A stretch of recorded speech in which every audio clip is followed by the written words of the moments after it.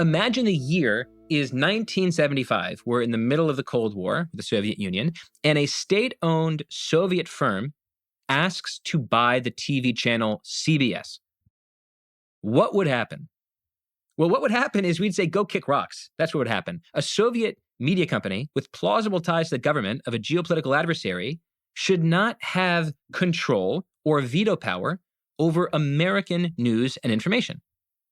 Now, is that a persuasive metaphor? Is it a useful metaphor for thinking about the US today, its relationship with China, TikTok, ByteDance, the parent company of TikTok, and its relationship to China? Well, I thought about this for a long time. And without taking the analogy at faith, I think we should say that for it to hold up, for the analogy to be useful, we should have to prove three distinct things. Number one, that TikTok is indeed, among other things, a source of news. Number two, that the Chinese state has a history of directly influencing some of its largest companies. And number three, that the Chinese state has a demonstrable interest in controlling speech around the world. And I think if we look at this situation clearly, we see that all three things are true. So first, TikTok. It is clearly an important source of news. 170 million Americans are on TikTok, and roughly half of them say they get their news from the site. Among Americans under 30, TikTok is a more popular source of news than cable news, local news, newspapers, magazines, radio, or podcasts. If you're taking the CBS metaphor very, very, very literally, it is fair to point out that CBS is a news production company, while TikTok is an algorithmic platform that distributes news, right? It's something a little bit more akin to maybe the entire platform of television in the 1970s. But I'm not sure that changes the force of the analogy. If Iran, North Korea, China inquired about buying Comcast or Verizon today, I don't think that conversation would go very far. Now, second, does the Chinese state have a history of directly influencing its largest companies? If the answer were no to this question, it would be unbelievably paranoid for anybody to worry about the downsides of foreign ownership of social media. I mean, after all, I imagine many of you are listening to this podcast on the platform that owns the ringer, Spotify, a Swedish company. But here again, China's relationship to its companies is very different. The Chinese state clearly has played an unusually aggressive role in shaping corporate strategy and corporate decision-making. The Chinese Communist Party, the CCP, does not just direct the development of key industries like clean energy, software. It's gone much further than that. Jack Ma, the founder of the e-commerce giant Alibaba, several years ago gave a speech that criticized Chinese policy and regulations. He disappeared for 4 months while the government cracked down on his business and sold some of it for parts. When the government determined that Chinese teenagers were playing too many video games, the state froze new game approvals at the media and tech giant Tencent. The US has already barred the Chinese company Huawei from selling products in the US over fears that Huawei works hand in glove with the Chinese government to spy on US operations. You can say all of these examples are a little bit murky. Maybe none of them are a perfect metaphor for or a perfect analogy for understanding the relationship between TikTok, ByteDance, and the government. But together, I think you get the strong suspicion that the Chinese government has an unusually intimate relationship with its biggest companies, and when the shit hits the fan, they often direct corporate behavior. In fact, according to Axios, China has a set of national security laws that require individuals and companies to help the CCP in their security and intelligence work. In the event of an incipient invasion of Taiwan, I don't think it takes a great imagination to think that the CCP might decide that they have security and intelligence needs that require ByteDance to essentially operate as they please. Now, third, I said, is there any evidence that the Chinese state has tried to control speech around the world? This is a really important question to answer, because if you're afraid of Chinese ownership or Chinese control over TikTok, I should say, then what you're essentially afraid of is that the Chinese government is going to use its power to turn the knobs of TikTok in the future and shape the news that American consumers see and hear. Again, I think we absolutely have some reason to be concerned. China has a profound and repeatedly demonstrated interest in controlling global speech about its government. It has gone to extreme lengths to curtail speech that is critical of the CCP. For example, several years ago, in an essay for The Atlantic, I reported around the fracas around Daryl Morey. Then he was the general manager of the Houston Rockets basketball team. He's now with the Philadelphia 76ers. In 2019, Morey famously sent and quickly deleted a tweet that publicized his support for Hong Kong protesters. At the time, people in Hong Kong were demanding civil rights protections from mainland China and protesting the draconian Hong Kong police. In response to this quickly posted and deleted tweet, China suspended licensing agreements with the NBA. They blacklisted the Rockets and barred them from appearing on state TV. The NBA, for its part, discouraged players from commenting on China at all. In one particularly egregious display of cowardliness, pro-Hong Kong signs were confiscated at NBA games in Washington, D.C. But this is not the only time that China has used its power in unusual ways to shape global speech. In 2018, the year before the Morey tweet, Marriott published an online poll that I believe in a drop-down menu listed Tibet as a separate country from China, rather than as a part of China, as the CCP insists. A man named Roy Jones was a 49-year-old making $14 an hour running social media accounts for Marriott. His job was like scrolling through social media and giving little digital high fives to people who said they had, a good experience at the Fort Lauderdale Marriott North. Well, a Tibetan separatist group celebrating their recognition in this little drop-down menu, talk about small wins, published a post that praised Marriott's online survey. And Jones, because this was basically his job, liked that post from an official Marriott account. What happened? Chinese officials saw the problematic like and pressured Marriott to fire Roy Jones within the week. Roy Jones did not write the survey. He probably didn't know the first thing about the relationship between China and Tibet. He probably did not even care. He was just doing his job to cheer on Marriott fans on social media. But because Chinese authorities got mad about a like, he lost his job. So what should we learn about these stories about Roy Jones and Daryl Morey? Well, one theme of these stories is clearly the cowardice of global corporations. But the other is that China aggressively shapes speech about its government around the world. The CCP is extremely hypersensitive to criticism and extremely aggressive about propaganda. And this is all borne out in the brief history of TikTok in America. As the tech analyst Ben Thompson, who lives in Taiwan, wrote in a 2020 post, quote, TikTok has already censored Black Lives Matter and George Floyd, blocked a teenager discussing China's genocide in Xinjiang, blocked a video of Tank Man in Tiananmen Square. The Guardian published TikTok guidelines that censored Tiananmen Square, Tibetan independence, and the Falun Gong. And I myself demonstrated that TikTok appeared to be censoring the Hong Kong protests and Houston Rockets basketball team. The point, though, Thompson continues, is not just censorship, but its inverse, propaganda. TikTok could promote a particular candidate or a particular issue in a particular geography without anyone knowing. You may be skeptical that this might happen, but how much of a leap is it to think that a party committed to ideological dominance will forever leave a root directly into the hearts and minds of millions of Americans untouched? End quote. Is it really so hard to imagine casting these examples forward?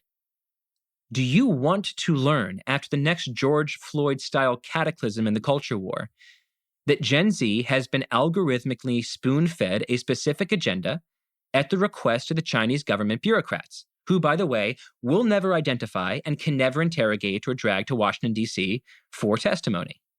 Do you want to learn, months after the 2024 election, that the CCP put pressure on ByteDance to tweak their black box algorithm to give greater weight to, let's just say, your political opponent? I want to be clear here. I don't think the executives at TikTok or even ByteDance are bad people. I think they might be fantastic people. We're not talking about or debating the moral character of TikTok's executive suite. This is about the nature of Chinese law and the history of CCP behavior. ByteDance executives now say that they operate separately from China's government. In a way, I believe them for now. But I also know that Jack Ma, the CEO of Alibaba, also operated separately from the Chinese government until he didn't. I believe that Tencent's video game development pipeline operated separately from the Chinese government until it didn't. The Chinese government has already blocked most social media apps, Facebook, Twitter, Instagram, Snapchat. They have already threatened several major global companies that they'll cut off access to China unless those companies toe the line on speech, especially as it involves the so-called 3 Ts of Taiwan, Tibet, and Tiananmen Square. The CCP has again and again bullied its own companies, and now that same government expects that its products will be embraced with open arms in the US. Is that a reasonable expectation? Is China really so powerful that it can ban and bully with impunity and without consequence? So to conclude, yeah, I do think that limiting Chinese control over the most important source of news for young millennials and Gen Z, the most important source of news for tens of millions of Americans, I do think that is a little bit like fearing Soviet control over CBS in the 1970s. This is not about TikTok being too dangerous to exist. This is about the Chinese Communist Party being simply too hard to trust. Now, part 2, let's talk about the law itself. What it says, what legal issues it automatically raises, and what happens to TikTok if it passes. Because at the end of the day, opinions, arguments, blabbering about motivations, this is interesting, it's important, but they're just words. And what ultimately matters here is the letter of the law. And here's where I'm going to maybe sound like I'm zagging a bit, because despite the fact that I just told you I have deep sympathy for the motivations behind this law, the more I read the text itself, the more concerned I am about its prospects. So at bottom, and we're going to go in pretty deep detail here, this legislation that was just passed in the House makes it illegal for U.S. app stores or internet hosting providers to, quote, distribute, maintain, or update certain covered companies controlled by a foreign adversary. And the prohibition takes effect 180 days after the president signs, unless ByteDance divests of TikTok by selling to a qualified buyer. Now, there were a lot of words in that paragraph that might not have immediately made sense to you. Well, covered company, foreign adversary, qualified buyer. So let's take a closer look at how the law defines those key terms. Covered companies, control by a foreign adversary, and qualified divestiture. Fortunately, for our purposes, the legislative text defines all of these terms. So what is a covered company in the purposes of this law? It is an internet company with more than 1 million monthly active users, which allows people to create accounts and profiles to generate and share content. That's basically taken from the language of the law itself. Now, clearly, lifting out of the legalese here, this is an attempt to define large social media company by legal language, right? It would not make it illegal for, say, an internet hosting company to distribute a Chinese newspaper. Like, American users aren't generating articles for the South China Morning Post. And some people who are critical of this law say it'd be a really bad idea if you cut Americans off entirely from any information coming out of China just because it was owned by a Chinese company. I think that's a really good point. I think it should, of course, be legal for Americans to be able to read Chinese newspapers. What the law is clearly trying to do here in the definition of covered company is define a popular social media company. They also, by the way, have exemptions for certain types of companies. So, for example, if you're trying to visit Beijing, if the US government isn't going to block Chinese websites where users review the best hotels and restaurants. It'd be ridiculous for Americans to not be able to research the best restaurants in Shanghai. So you have within this law exemptions for certain types of companies, including review sites. The second term, so that's covered company. The second term I think we need to define here is control by a foreign adversary. Fortunately, this is easier to define. It means at least 20% of the company is owned by an entity in China, Russia, Iran, or North Korea. Those are the four countries specified by this legislation as being foreign adversaries: China, Russia, Iran, North Korea. Finally, we have this term qualified divestiture, right? Who determines whether a sale of TikTok passes muster under this law? And the answer, according to the text of the law, is the President of the United States. There is one big landmine here that I think is worth pointing out. It's the power that this law gives the president. For example, let's say that the Senate passes this law and Joe Biden signs it, and Trump enters office in 2025.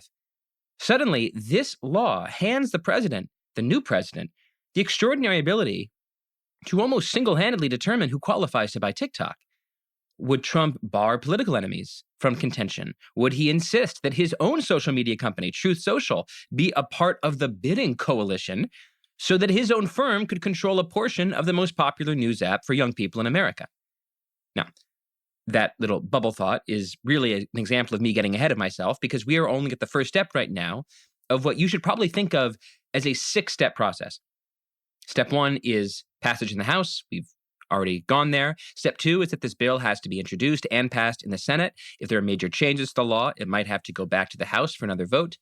Step 3, if both houses sign the bill, Biden needs to sign it, and all indications are for the moment that Joe Biden would sign this bill. Number 4, after the bill becomes a law, TikTok has 180 days to find an approved buyer before it becomes illegal for any American entity to distribute, maintain, or update the app. Step 5, this bill is going to be immediately and powerfully besieged by lawsuits, and a legal battle could extend the 6-month window for ByteDance to find that qualified buyer. And finally, step 6, if ByteDance finds a buyer that is approved by the President of the US, TikTok lives, at least in theory. If ByteDance fails to find a buyer, TikTok dies in the US, at least in theory.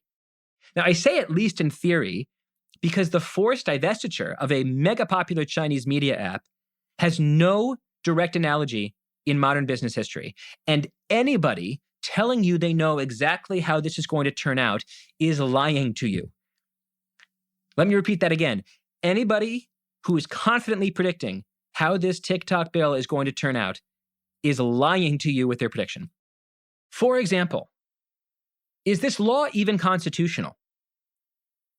Well, during the Trump administration, the Commerce Department tried several times to ban TikTok, and federal judges ruled against those efforts several times. Okay, so initially you might say, oh, well, that means they're going to rule against this legislation as well. But if you look closer, those decisions said that the executive branch exceeded the authority granted to them by a 1977 law called the IEEPA, the International Emergency Powers Act. But today, in 2024, this legislation is going to create an entirely new law, which would have to hold up to the Constitution and legal precedent. But if I'm a lawmaker trying to ban TikTok right now, there is one Supreme Court case that I am pretty concerned about. And that is the 1965 case Lamont versus Postmaster General. Lamont versus Postmaster General. In that case, the Supreme Court in 1965 struck down a federal law that required the Postmaster General to destroy foreign mailings of, quote, communist political propaganda. The Supreme Court said that the law conflicted with the, quote, uninhibited, robust, and wide open debate and discussion that the First Amendment contemplates. So here we have a law winding its way through Congress that seeks to ban foreign propaganda, but it is running potentially headlong into a Supreme Court precedent that has already determined that the delivery of foreign propaganda is constitutionally protected in some circumstances.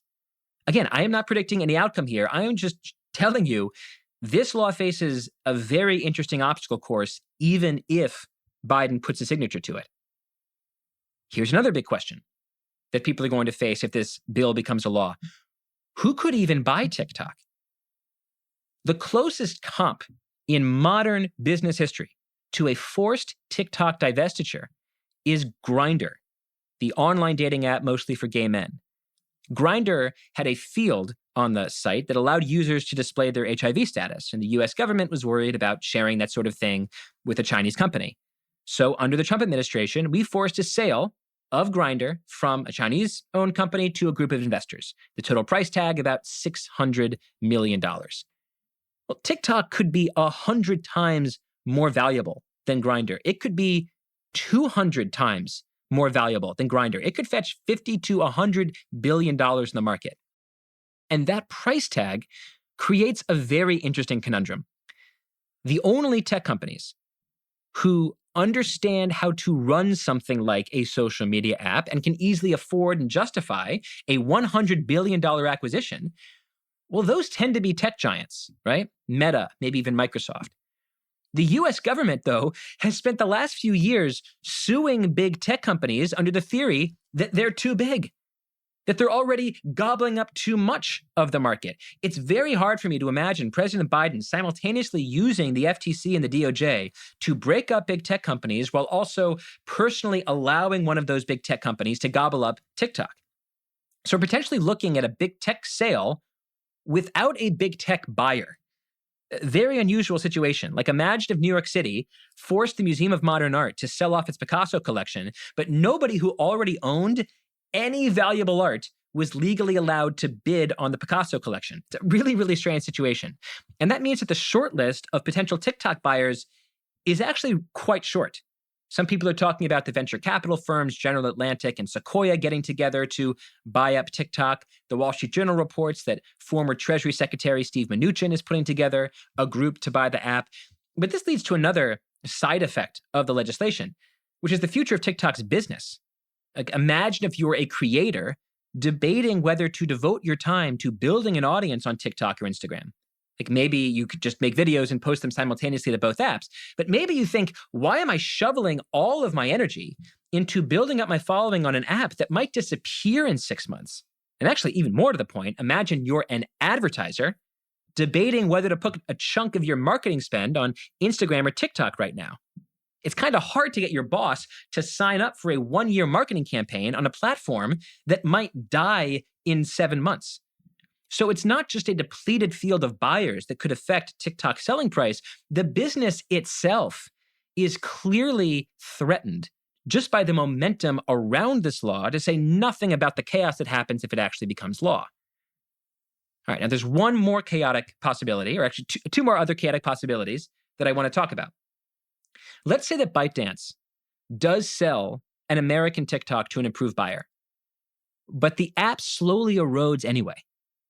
Remember, TikTok's power isn't just the base of users, but also the technology, the algorithm, which are currently owned by ByteDance. After a sale, the data and the accounts might transfer to the US, but the algorithm, and more to the point, its updates might not. It's absolutely conceivable that, let's say, the Mnuchin Group acquires a property in TikTok that just gets kind of shittier and shittier over the months and then slowly dies.